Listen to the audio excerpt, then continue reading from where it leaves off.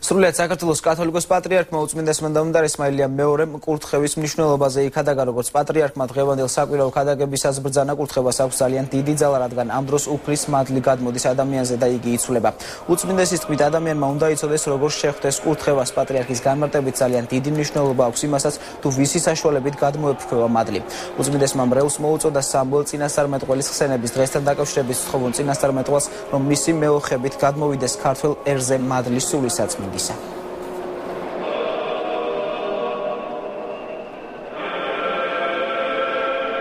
თქვენ რომ ღებულობთ ლოცვა კურთხევას, თუ თქვენ სმენით სიყვარულით თანდაბლობით იღებთ ამას, ეს კურთხევა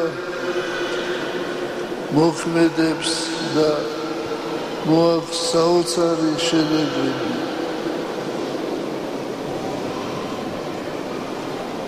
ხანდახან ფიქრობთ ჩვენ, რომ ეს დამოკიდებულია იმაზე, ვინც აკურთხებს, ან იმაზე, ვისაც აკურთხებენ.